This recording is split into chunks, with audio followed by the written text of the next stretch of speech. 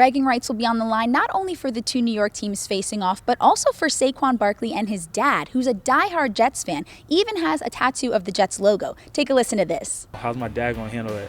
Yeah, it's kind of weird. Two of the top QBs in the draft faced off in Cleveland last night, both looking to earn the starting spot. On the defensive side of the ball, the Giants played pretty well against the Bears, holding them to just 3 points in the first half. Obviously, the Packers are a bit of a different story with Aaron Rodgers behind center, who's one of the greatest quarterbacks to ever play the game. Today at the Staples Center, the LA Kings officially announced John Stevens as their new head coach. He said his main and most important priority is to get the team back here to the Stanley Cup championship. The defense played a lot better. They had those 2 huge 4th down stops. One of the big things that the defense needs to work on is pressuring the quarterback. So now that you're back in the U.S., what stood out to you about accessibility in Rio? A lot of the tourist areas are very accessible. What do you think needs to change this week in order for them to bring home a win? Well, I think first and foremost, they have to limit the turnovers. There was a lot of pressure on Jones. I think for him, he needs to work on getting rid of the ball, throwing it away rather than taking those sacks. But the offensive line obviously needs to do a better job of protecting him. This week, the Giants acquired Leonard Williams from the Jets, the first time these two teams have engaged in a trade together.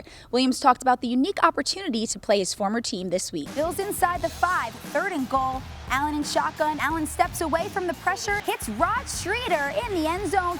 Allen finished 9-13, 60 passing yards, and a touchdown in 3 series.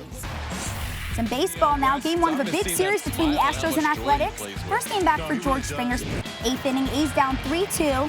Marcus Semien, he's going to hit a hard one to 3rd, but Alex Bregman makes the great stop and gets Semien at first from over in foul territory. Look at this play. Bregman fields it backhanded. Tyler White finishes with the stretch at first base. That's going to be a missed chance for Oakland. To the 9th we go now. A's still trailing 3-2. Mark Hanna at the plate.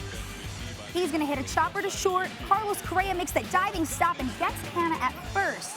Incredible play there. Look at this again. Correa laying out and gets Canna by a few steps on that one. Astros defense keeping it a 1-run game. Later in the inning, one-on-one out for Nick Martini.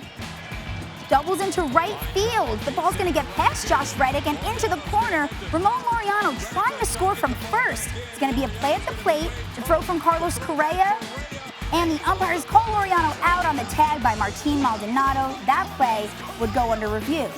Let's look at this again. Maldonado reaching to tag Laureano on the arm.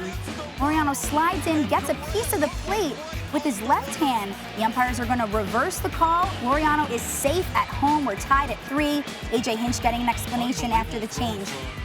To extras we go. Bottom 10th still tied. Bases empty for Matt Olson.